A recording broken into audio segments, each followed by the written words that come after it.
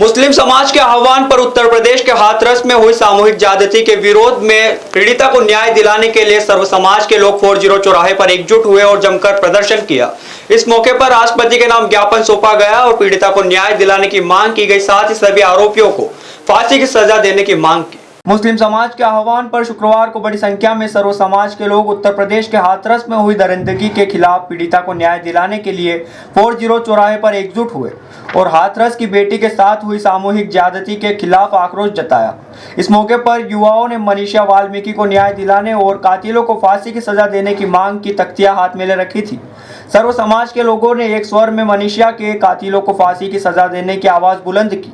सभी समाज के लोगों ने जमकर प्रदर्शन किया। उसके बाद 40 चौराहे पर ही नायब तहसीलदार पिंकी साठे को ज्ञापन सौंपा। इस मौके पर वसीम खान ने कहा कि देश में बलात्कार की घटनाएं दिन ब दिन बढ़ती जा रही है और बलात्कारियों के हौसले बुलंद होते जा रहे हैं, लेकिन सरकार इन अपराधियों के खिलाफ कोई सख्त कदम नहीं उठा रही है।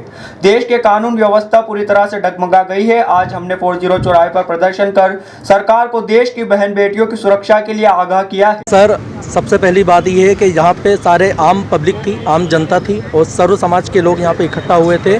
जो घटना देश के अंदर घटती जा रही है, आप देख ही रहे हैं कि बलात्कारियों के हौसले इतने बुलंद हो चुके हैं कि वो आए दिन 1 किलोमीटर थाना की दूरी होने के बाद भी बेटियों का बलात्कार हो रहा है। तो कानून व्यवस्था के नाम पर जो खेल हमारे साथ खेला जा रहा है, हम उनकी आंख खोलने की यहाँ से कोशिश कर रहे हैं कि अपनी आंखें खोलिए और कम से कम देश को नहीं, बेटियों को तो बचाइए। हमारी मांग ये है कि जो पीड़िता है और जितने भी पीड़िता का केस होता है इंडिया के अंदर, जितनी भी बेटियों के साथ में बलात्कार होते हैं, जो भी घटना होती है, उनको आप रोकने में तो नाकाम है ही हैं, लेकिन कम से कम उनको इतना सहयोग करिए कि पीएम केयर फंड में आपने जो फंड इकट्ठा किया है उससे देश का भला बाद में करिए। पहले उन बेटियों को 1-1 करोड़ की राहत राशि प्रदान कीजिए। दोषियों को लेकर हमारी मांग ये है कि जो घटना घटी है और आने वाले टाइम में जो भी घटना घटेगी, मोदी सरकार को अगर भारतवर्ष की जनता का इतना ही ध्यान है और इतना ही फिक्र है तो वो एक प्रस्ताव पारित करे सदन के अंदर कि हर बलात्कारी को फांसी की सजा दी जाएगी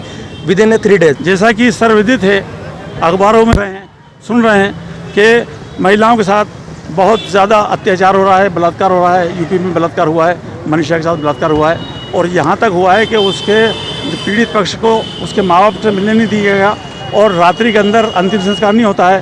रात को चुपचाप रात को 3-3:30 बजे उसका अंतिम संस्कार कर दिया गया, उसके माता पिता से मिलने दिया और पीड़ित परिवार को कोई सहायता नहीं दी गई। यहाँ तक कि उनकी रिपोर्ट नहीं लिखी गई।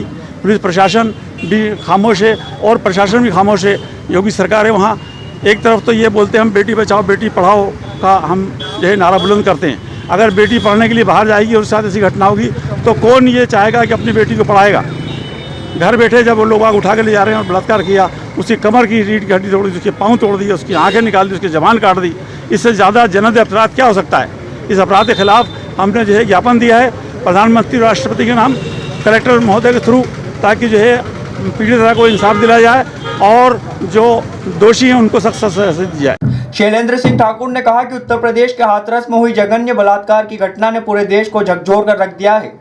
इसी के साथ बलरामपुर, आजमगढ़, फतेहपुर और बुलंदशहर में भी इसी प्रकार की घटनाएं हुई है, जिसमें 4 साल, 8 साल और 14 साल की बच्चों के साथ दरिंदगी की गई है। देश में ऐसा सख्त कानून बनाया जाना चाहिए जिससे कि इस प्रकार की घटनाएं नहीं घटे और देश में बहन बेटियां सुरक्षित रहे।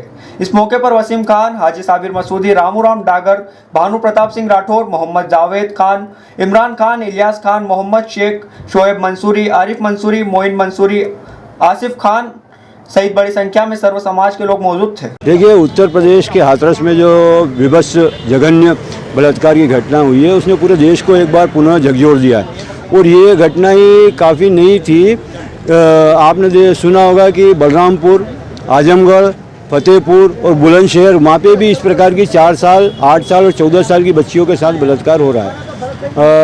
हम लोगों की यहाँ पर ये डिमांड है कि कानून व्यवस्था को इस प्रकार से बनाया जाए कि जो बलात्कार की घटनाएं घट रही है, जघन्य घटनाएं घट रही हैं, इस प्रकार की घटनाएं नहीं घटे और ये जो दोषी लोग हैं इनको तुरंत जो है इनके खिलाफ कार्रवाई की जाए। अगर तुरंत कार्रवाई नहीं होगी तो इस प्रकार की घटनाएं घटती जाएगी। हमने प्रधानमंत्री महोदय के नाम एक ज्ञापन आज यहाँ तहसीलदार पिंकी साठे जी को दिया है, जिसमें हम लोगों ने मांग की है कि जो उत्तर प्रदेश में जाति, धर्म और अन्य चीज़ों के आधार पर भेदभाव करके जो इस प्रकार की घटनाएं घट रही हैं तो वहाँ के मुख्यमंत्री योगी आदित्यनाथ जो है वो सरकार चलाने में असमर्थ है, उनसे तुरंत जो इस्तीफा मांगा जाए और इस्तीफा नहीं दे तो उन्हें बर्खास्त किया जाए और जितने भी इस प्रकार के दोषी लोग हैं उनको कड़ी से कड़ी सज़ा दी जाए।